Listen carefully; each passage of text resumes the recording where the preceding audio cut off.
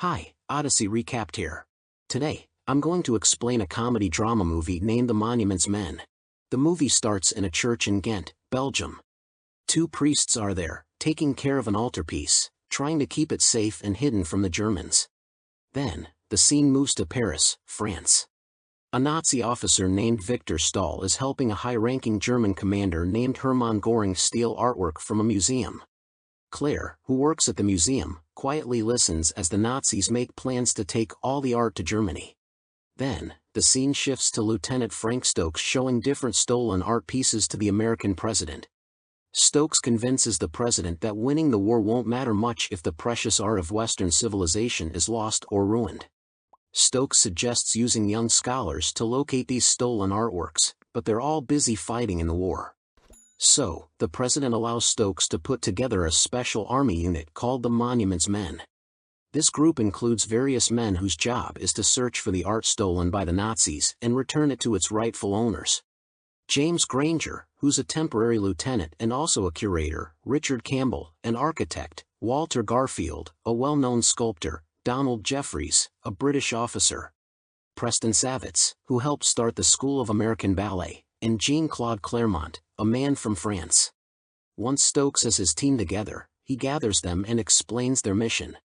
He tells them about Hitler's plan to create a huge museum in his hometown. This museum would be one of the biggest in the world and would need thousands or even millions of pieces of art to fill it up. Hitler has already taken art from places like Amsterdam, Warsaw, and Paris, and they're still on the lookout for more. But Hitler's men are hiding these artworks, so the Monuments Men need to find them before the Germans can steal them. They believe the stolen art might be hidden in Hitler's hometown or somewhere to the east. Following the briefing, the team heads to Normandy, France, where they ask the Allied forces for more men to join their unit. Unfortunately, the Allies decline, unwilling to divert troops for an art-related mission. Left with no other option, the Monuments Men must proceed with their search for the stolen art independently. The men divide into smaller groups, each with different objectives, to cover more ground. Meanwhile, Claire returns home to find Stahl waiting for her in her apartment. Stahl informs her that her brother, who was part of the resistance, a secret group working against the Nazis, was killed. He was attempting to steal a truck loaded with artwork bound for Germany. Stahl accuses Claire of tipping off her brother about the truck because he couldn't have known about it otherwise. Claire is familiar with the museum, the art, and the collectors. She was also present when Stahl made a deal with Hermann Göring. Stahl then asks Claire for permission to search her apartment for any evidence related to the incident.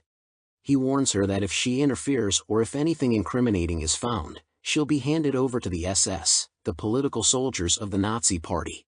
While the Monuments Men are busy with their tasks, James arrives in France, and Stokes unexpectedly meets Sam Epstein, a Jewish officer. With Sam's help, Stokes reaches Lisieux, where he reconnects with an old friend, Major Fielding. Fielding shows them several crates filled with dozens of paintings taken from fleeing Germans. Stokes instructs an officer to interrogate the Germans about the paintings, but they all remain silent. Remembering that Sam speaks German, Stokes signals him to listen in on the Germans' conversation. Sam stands nearby, smoking casually, while secretly eavesdropping on two Germans talking. Unaware that Sam can understand them, the Germans continue their conversation. After gathering information, Sam informs Stokes that the Germans were heading to a town called Siegen. He then identifies the commander, who had swapped uniforms with his men to avoid detection. Sam engages the commander in German, jokingly promising to do his best when he sees Hitler. The Germans are left speechless upon realizing that Sam understands them. At the same time, Claire races after Stahl to prevent him from sending all the gallery's contents to Germany as the Allies near Paris. She rushes to the rail yard to confront him, but she can only stand and watch as Stahl boards the train and departs. Stahl even fires some shots into the air, attempting to intimidate Claire, but she remains undaunted. Meanwhile, Stokes arrives in Saint-Lô, France, with Sam and the rest of the Monuments Men. They gather together to brainstorm another plan. Stokes assigns Preston and Campbell to go to Ghent, Belgium, to recover the historic altarpiece. Garfield and Jean-Claude are tasked with going to Aachen, Germany. Donald volunteers to head to the town of Bruges to retrieve Michelangelo's famous work, The Madonna and Child. Later that night, Stokes improvises a radio for communication. They test it, and the signal and sound come through clearly. Using the radio, Stokes emphasizes the importance of art in society, culture, and life. He stresses that people may die, but destroying their achievements and history would erase their existence entirely. Inspired by Stokes' words, Jean-Claude expresses his pride in being one of the monument's men with a brief speech. At the same time, James spends time with a French man named Émile, who is hosting him in his house. They discuss their children, whom they haven't been in touch with since the war began. The next day, James visits his friend René, who works as an art curator. René tells James that the National Art Collection is safe, but the private collection has been taken by Hermann Göring to Germany. James informs René that the U.S. Army will help them retrieve the artwork, starting with Claire.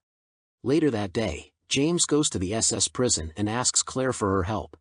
However, she refuses to cooperate because she suspects that the Americans want to take the stolen art for themselves. Meanwhile, Preston and Campbell learn that the Ghent altarpiece was taken by 2 priests for safekeeping, but the Germans found them and killed them. Preston tells Stokes about this and assures him they'll find another way to retrieve the art. While taking a break outside, Preston finds himself facing a young German soldier with a gun pointed at him from behind a tree. Shortly after, Campbell notices Preston unarmed in front of the soldier. Campbell aims his own weapon at the soldier and calmly suggests they all lower their guns and go their separate ways. However, since the soldier doesn't understand English, Campbell comes up with another plan. He sets his gun down, lies on the ground, and motions for Preston and the soldier to follow suit. Campbell then tosses a pack of cigarettes to the soldier, who passes it to Preston after getting a stick. Although Preston doesn't smoke, Campbell encourages him to gain the soldier's trust. Reluctantly, Preston goes along with it, and the 3 of them share a moment smoking together. After this unexpected bonding, the German soldier and the Americans part ways peacefully. The next day, while Jean-Claude is talking to a priest, they come under fire. The priest quickly seeks refuge inside the parish, while Jean-Claude and Garfield hide behind pillars. Jean-Claude tells Garfield to draw the shooter's attention from a nearby building while he makes a run for it inside the parish. Garfield engages in gunfire with the mysterious shooter while Jean-Claude enters the building. Inside, Jean-Claude carefully searches through the floors and rooms, trying to locate the shooter. Eventually, he finds out that the shooter is a young German boy. Realizing he's outmatched by someone like Jean-Claude, the boy surrenders himself. Later that night, Donald requests for the Bruges colonel to be in town to safeguard the Madonna and child. However, the colonel reveals that they've struck a deal with the mayor not to intervene in Bruges. Donald tries to plead his case, but the colonel firmly refuses, insisting they must honor the agreement. Despite the colonel's refusal, Donald secretly makes his way to the church in Bruges, where several priests help hide the Madonna and child. He writes a letter to his father, sharing his involvement with the monument's men and the adventure he's embarked on. However, shortly after, the Germans arrive at the church and seize the statue. Donald attempts to resist, but tragically, he is killed in the confrontation. The next day, the colonel assures Stokes that Donald's belongings and letters will be sent to his family. Later that night, while Campbell is taking a shower, Preston plays a message from Campbell's family. It's a recording of his daughter and grandchildren singing a Christmas song. Campbell's eyes fill with tears as he misses his family dearly. The following day, Claire reconsiders her decision after James shows her the Nero decree. This is a letter written by Hitler himself, stating that if he dies or Germany falls, all German possessions, including the stolen art, will be destroyed. After learning about this, Claire changes her mind. James then sends the letter to the monument's men who are in Remagen, Germany. Later that day, Preston accompanies Campbell to the dentist to have his tooth removed. The cheerful dentist strikes up a conversation with Preston, trying to lift their spirits. Preston mentions that they're art collectors from New York, which prompts the dentist to recall his nephew who studied art in Paris. After the tooth extraction, the trio visits the dentist's nephew's house, only to find out that he is Stahl. Stahl welcomes them, and they sit around the dining table. However, Preston refuses to sit and instead examines the paintings on the walls. Stahl claims they're all copies. As Campbell tries to engage in conversation with Stahl, he notices Stahl giving Preston suspicious looks while he inspects the paintings. Suddenly, Preston asks Stahl if he knows a collector named Rothschild, to which Stahl denies any knowledge. Preston then reveals that one of the paintings has Rothschild written on the back. Stahl is visibly startled, but his discomfort turns to shock when Preston says Heil Hitler, and Stahl's children stand and salute. Realizing the truth, the Americans take Stahl into custody. Meanwhile, Jean-Claude and Garfield find themselves lost in the countryside.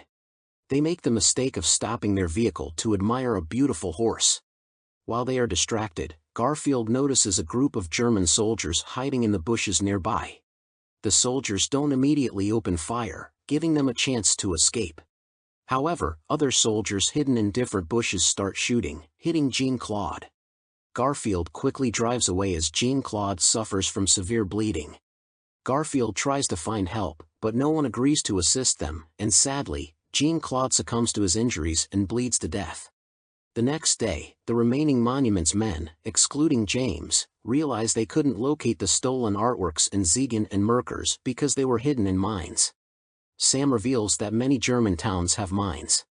So, the men head to the Siegen mine, where they uncover thousands of statues, paintings, and other art pieces. In response to this significant discovery and the loss of 2 Monuments men, Stokes writes a letter to James, updating him on the situation.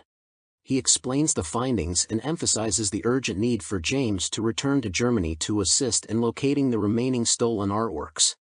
This is especially crucial now that they must contend with the Soviet Union, which also has units seizing artworks as compensation. As James prepares to depart, he unexpectedly encounters Claire in a restaurant. Claire mentions seeing the Monuments men in the newspaper and, upon learning that they've recovered the stolen artworks from Stahl, she finally agrees to assist James. She invites him to a formal dinner at her apartment. Later that evening, James arrives wearing semi-formal attire, while Claire is dressed in an elegant black dress. James apologizes for his attire, but Claire retrieves a tie from her room and insists he wear it, explaining the importance of dressing appropriately in French culture for formal events. During dinner, Claire shares all the information she possesses about the stolen artworks, known artists, and art thieves. She even provides James with her detailed record book containing comprehensive information about the stolen artworks and their rightful owners. Claire has marked some pieces with colored marks in her ledger for reference. She informs James that he's likely to find most of the artworks in a castle in Neuschwanstein. After giving James all the information, Claire tries to persuade him to stay, but he politely declines the invitation and takes his leave. James arrives at Merkers mine the next day, where he joins the other Monuments men who are busy with the thousands of artworks they've discovered. They warmly welcome James back, and he reciprocates before seeking out Stokes. Finding him at the back working on some artworks, they discuss their mission, emphasizing the importance of finding the Madonna and Child statue not just for the U.S. Army but also for Donald. Meanwhile, Campbell and Sam stumble upon a room filled with tons of gold intended for the Nazi German National Treasury. This discovery leads to the German regime facing bankruptcy, ultimately contributing to their defeat in the war. At the same time, a senior German officer walks away from the Heilbronn mine while 2 men set hundreds of artworks on fire, symbolizing the destruction of cultural heritage by the Nazis. The following day, the Monuments men arrive at the mine only to find everything reduced to ashes from the fire. In a tragic turn of events, James accidentally steps on a landmine. The men quickly come up with an improvised plan to free him from it. James bravely prepares himself for the worst, but the men refuse to leave his side and stay to support him. After some tense moments, James manages to step off the landmine, causing a small explosion that thankfully doesn't harm them. Despite the mine being in ruins, the men persist in their search, hoping to salvage anything they can. Undeterred, the men travel to Neuschwanstein, where they uncover a castle filled with art statues and some paintings. While exploring, they realize that the Ghent altarpiece is located in the Altötting mine. Without delay, they rush to Altötting, Austria, only to find it destroyed. The person in charge informs them that the locals bombed the mine to deceive the Nazis. Additionally, they learn that a German soldier named Wagner was found hiding in town. Stokes instructs the men to locate the locals and obtain a diagram of the mine while he speaks with Wagner. During their conversation, Stokes confronts Wagner, who turns out to be the higher-ranking officer responsible for burning the artworks. Despite Stokes' inquiries, Wagner refuses to provide any information, citing his rights under the Geneva Conventions. Frustrated, Stokes learns from the soldier that they need to find another entrance to the mine as they have received orders to evacuate the area that night, anticipating the arrival of Soviet forces. With time running out, the men resort to using explosives to create a new entrance into the mine. As the Russians approach after hearing the explosion, the men swiftly work to evacuate as much artwork as possible, including Michelangelo's Madonna sculpture and the Ghent altarpiece. Together, they help Stokes push the cart carrying the statue, managing to leave Altaci just in time before the Russians arrive. Returning to the U.S. after their mission in Germany, Stokes reports to the president that the monument's men successfully retrieved a total of 5 million artworks, all of which are being returned to their rightful owners.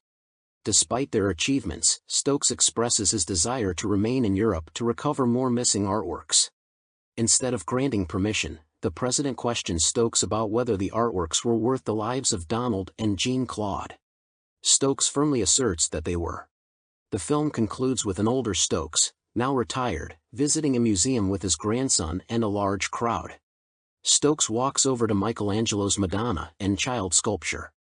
A sense of pride evident on his face as he remembers his comrades who sacrificed their lives to preserve the world's most extensive and remarkable works of art. Make sure you subscribe and turn on the notifications so you can watch more videos like this. Thanks for watching.